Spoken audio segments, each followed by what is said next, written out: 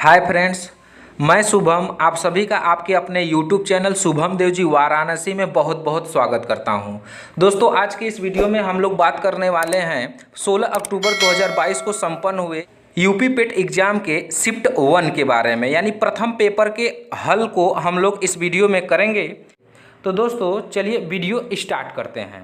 दोस्तों, पहला क्वेश्चन है, निम्नलिखित में से किस राज्य में विधान परिषद है। दोस्तों, आप सभी को याद होगा कि भारत में कुछ ही राज्य हैं जहां पर विधानसभा और विधान परिषद है। बाकी हर राज्यों में एक ही सदन है जिसका नाम होता है विधानसभा। जहां जहां विधानसभा और विधान परिषद है वह राज्य इस प्रकार हैं, जैसे उत्तर प्रदेश, आंध्र प्रदेश, महाराष्ट्र, कर्नाटक, बिहार और जम्मू कश्मीर। इसके अलावा एक तेलंगाना भी है, यानी उत्तर प्रदेश, आंध्र प्रदेश, महाराष्ट्र, कर्नाटक, बिहार, जम्मू कश्मीर और तेलंगाना। इन राज्यों में विधानसभा और विधान परिषद दोनों है। तो इसका आंसर दोस्तों इसमें होगा कर्नाटक। कर्नाटक कर्नाटक कर्नाटक ही सही आंसर है। अगला है दोस्तों, किस दिन को भारतीय वायुसेना दिवस मनाया जाता है, यानी वह कौन सा दिन है जब हम लोग राष्ट्रीय वायुसेना दिवस, भारतीय वायुसेना दिवस मनाते हैं। तो दोस्तों यह हम लोग करंट अफेयर्स के दौरान बहुत अच्छे से पढ़े थे और आपको बताया गया है कि 8 अक्टूबर वह दिन है जब राष्ट्रीय वायुसेना दिवस या भारतीय वायुसेना दिवस के रूप में मनाया जाता है।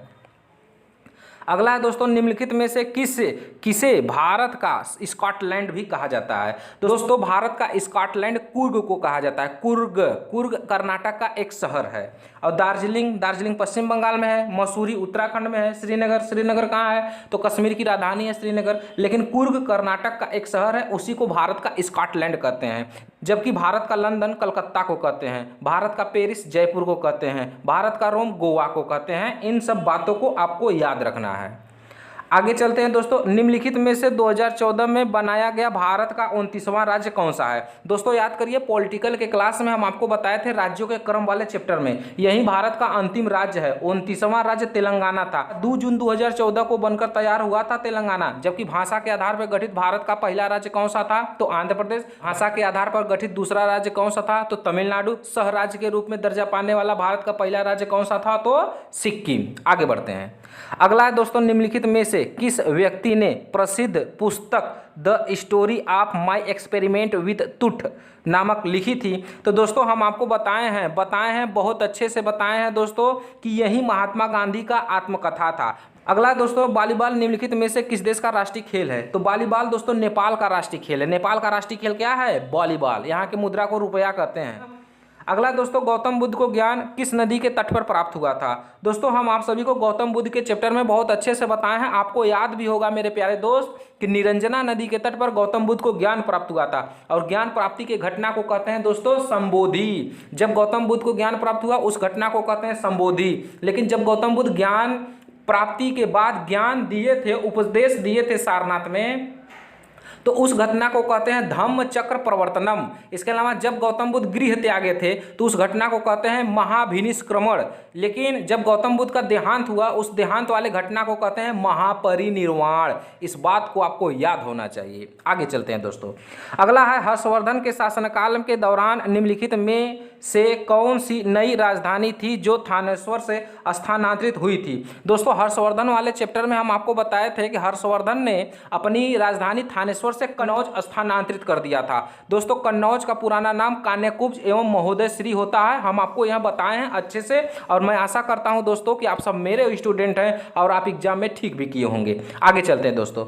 अगला दोस्तों, निम्नलिखित में से किस सेना की ताकत छापामार कोष्टक में है गुरिल्ला रणनीति थी। दोस्तों मराठा। इसका सही आंसर क्या होगा, मराठा। छत्रपति शिवाजी एवं छत्रपति शिवाजी के जो वंशज रहे वही सब छापामार एवं गुरिल्ला पद्धति अपनाते थे, युद्ध के दौरान आते थे। जबकि मुगल वंश के लोग तुलुगमा पद्धति को अपनाते थे, युद्ध में अपनाते थे। और तुलुगमा पद्धति भारत में लाया कौन था, बाबर लाया था। दोस्तों बाबर मुगल काल वाले में पढ़े हैं हम लोग।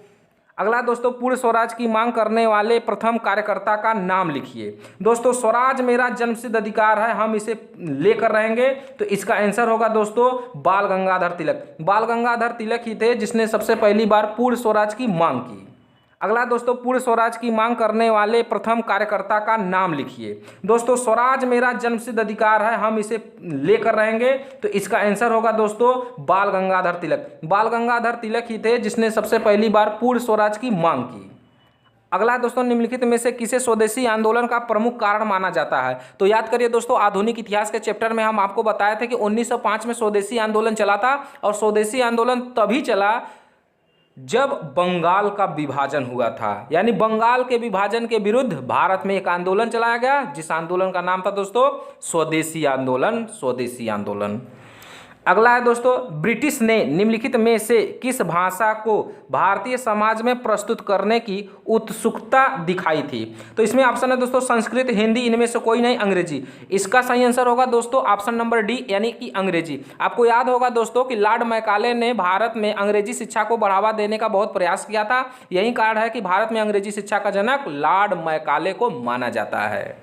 अगला दोस्तों, फॉरवर्ड ब्लॉक की स्थापना निम्नलिखित में से किसके द्वारा की गई थी? आपको याद होगा दोस्तों कि 1939 ईस्वी में कांग्रेस से अलग होकर सुभाष चंद्र बोस या सी बोस ने फॉरवर्ड ब्लॉक की स्थापना की थी। यही आंसर सही है।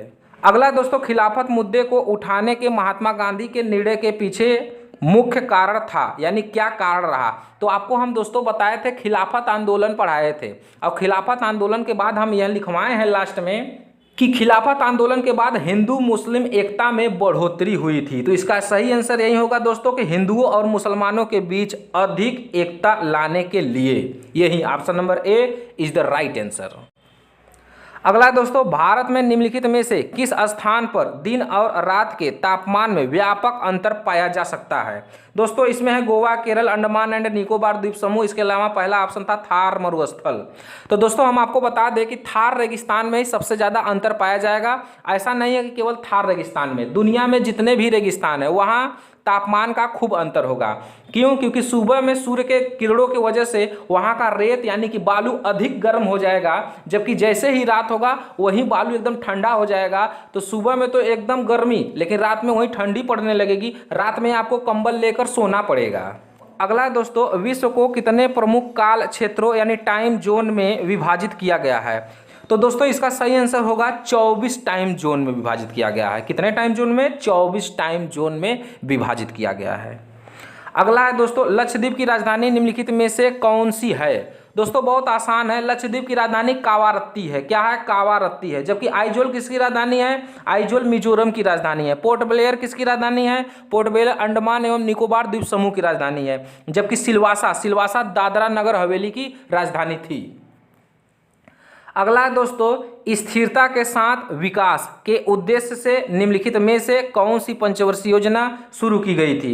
दोस्तों हम आपको बता दें, चौथी पंचवर्षीय योजना का मुख्य उद्देश्य यही था, स्थिरता के साथ विकास। इसका आंसर ऑप्शन नंबर ए सही है।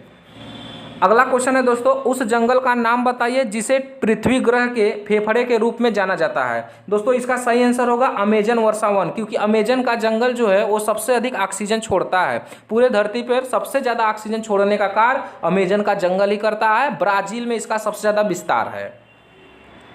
अगला है दोस्तों, निम्नलिखित में से किसे भारत में हरित क्रांति के जनक के रूप में जाना जाता है? दोस्तों हम आपको बता दें कि हरित क्रांति शब्द किसने दिया था? तो विलियम गार्ड ने दिया था। लेकिन विश्व में हरित क्रांति के जनक कौन है? तो नॉर्मन बोरलॉग है। भारत में हरित क्रांति के जनक किसे कहते हैं? तो एम.एस. स्वामीनाथन है। यही एम.एस. स्वामीनाथन इसका सही आंसर होगा। इसके अलावा हरित क्रांति की शुरुआत भारत में 1966-67 में हुई थी। हरित क्रांति से सबसे ज्यादा फायदा गेहूं से हुआ। हरित क्रांति का संबंध किससे है? तो आपको बताना होगा कृषि। हरित क्रांति के तहत 3 चीजों पर जोर दिया गया था, सिंचाई, उन्नत किस्म के बीज एवं कीटनाशक दवाओं का प्रयोग। इसके अलावा हरित क्रांति की शुरुआत भारत के सबसे पहले किस राज्य में हुआ था? तो आपको बताना है दोस्तों पंजाब की राजधानी क्या है बताइए जरा। तो हाँ एकदम सही जवाब, चंडीगढ़। अगला दोस्तों, भारतीय संविधान के लिए डीपीएसपी यानी कि राज्य के नीति निर्देशक सिद्धांत निम्नलिखित में से किस संविधान से प्रेरित है? हम आपको कई बार रिवीजन कराए हैं दोस्तों कि आयरलैंड से राज्य के नीति निर्देशक तत्व यानी डीपीएसपी यानी भाग 4 आयरलैंड से लिया गया है। यही आंसर सही होगा।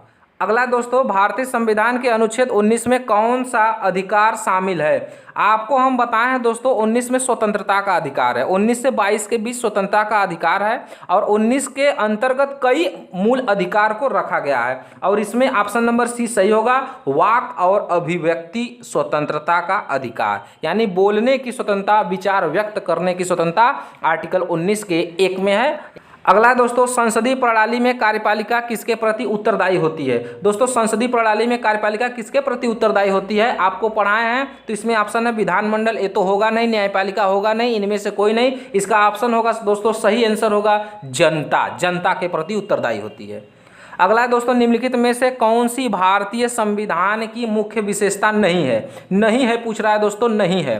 तो दोस्तों लिखित और विस्तृत संविधान है, ये तो पक्का है। संवैधानिक वयस्क मताधिकार इहो है, 18 वर्ष पे लोग मत देते हैं। द्विस्तरीय सरकार, इसके अलावा एकल नागरिकता, इसमें से दोस्तों ऑप्शन नंबर सी यही नहीं है, बाकी सब है।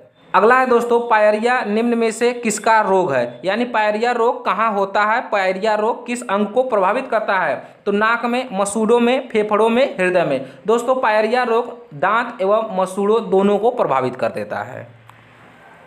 अगला दोस्त, फ्लोएम, फ्लोएम एक ऊतक है जो निम्नलिखित में से किसमें पाया जाता है। दोस्तों हम आपको बता दें, फ्लोएम एक ऊतक पौधों में पाया जाता है।